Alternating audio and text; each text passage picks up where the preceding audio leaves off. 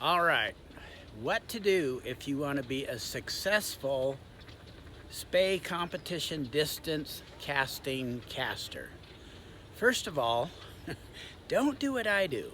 When I first became interested in doing competition casting, distance casting, Gene Oswald, the North American rep for Bruce and Walker, told me, okay, but you gotta quit dinking around with these short heads and Skagit lines and cast long lines and fish long lines. And so that's the first thing you got to do.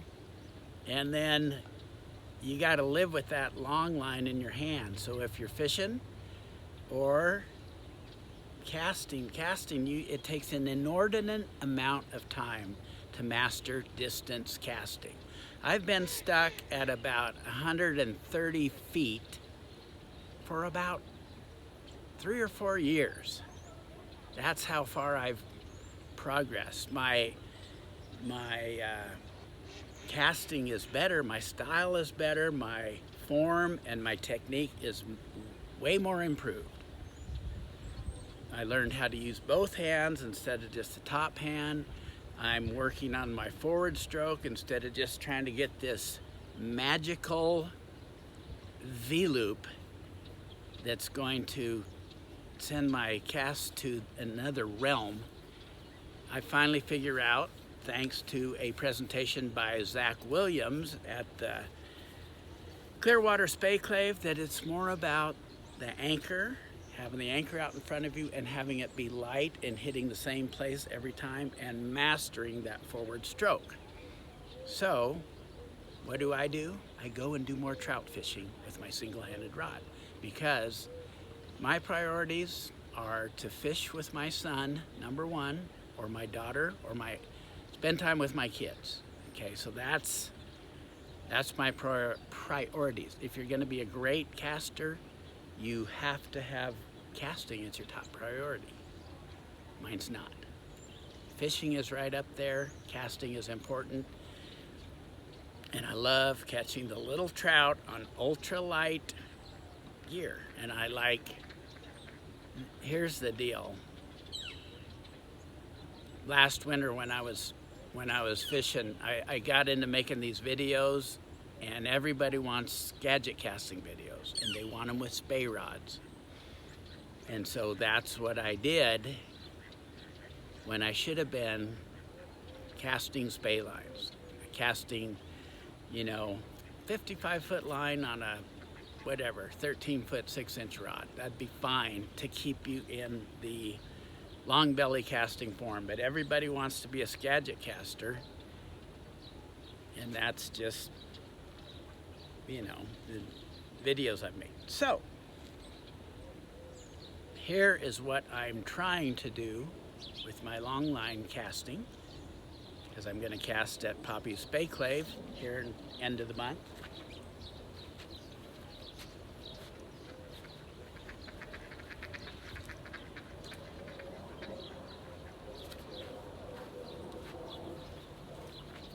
Here's what I'm doing, okay? Trying to keep everything out in front of me. Trying to remind myself to use the bottom hand. If I'm gonna use any hand at all during the sweep, it's gonna be my bottom hand. If you want to improve your bottom hand use, which is what I try to do, because it's way too easy to cast with your top hand when you're used to throwing rocks and swinging, not swinging baseball bats, but, hitting tennis balls and shooting basketballs and all that stuff. You do it with your right hand. So constantly reminding myself, use your bottom hand. So to get in the bottom hand mode, squeeze with your bottom hand, push with your bottom hand. Right before the cast, I'm gonna push a little bit more when I sweep with my bottom hand, especially on a switch cast, which is a great cast to practice because it forces you to use your bottom hand. So if you want to be a great distance caster, practice your switch cast. The other thing is to what might help, and has helped me at times when I can remember to do it, is to right here before the forward cast, point my rod butt at the target, okay? So sweep, push with the bottom hand. I don't want this hand getting back here. I want my elbow in front. So I'm gonna do everything I can, take all the slack out. Lift, sweep, up, up, up. Point my rod butt at the target. And then remember, since I've been squeezing and pushing with this bottom hand, I'm gonna remind myself to pull down at the bottom and then have a long forward stroke. That is what I'm trying to do. I notice if I cast back here, it causes me trouble. And the other thing, like for spey-o-rama conditions and at Poppy's Clave, the water's really deep. So if you're a sawed-off feller like me, short, you gotta especially get way, way up here after you sweep. I like to even sweep with my hands going up because I don't want that anchor to stick. So, and I don't want my anchor back here, I want it up here. So I'm keeping my front hand out, pushing with my bottom hand, twisting with my body if there's a lot of angle change. You know, if you're gonna cast from the dangle to out there, you have to twist with your body. Yes, you want to use your bottom hand, but if you get too much hand action going where your anchors will be too inconsistent. Mine will. So there's a combination of remembering to use that bottom hand so you'll remember it on the forward stroke. Also, my casts seem to go best if I keep everything out here and then use both hands. On that forward stroke, I have to use both hands. I don't know, my casting's a lot better, but my distance is very sketchy. Here's another thing though, I've been practicing with Berkeley Big Game 40-pound test, and I just switched to Veravas, some really skinny stuff.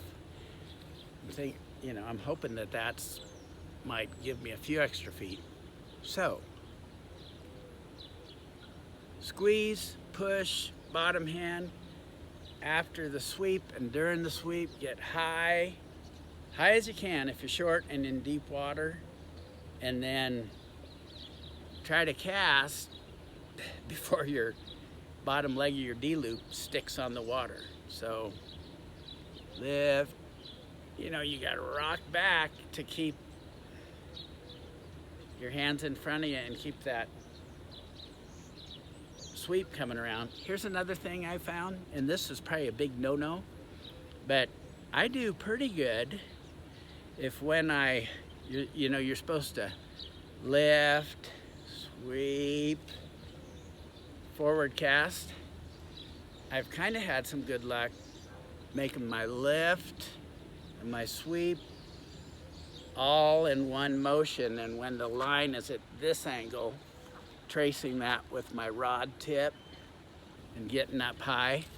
So it's almost I visualize one motion of going from lifting just high enough to sweeping to circling up with the rod, always going up.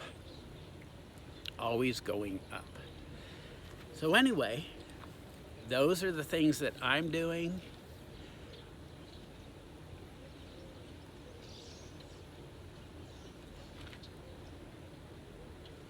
And if any of that helps you, then go for it.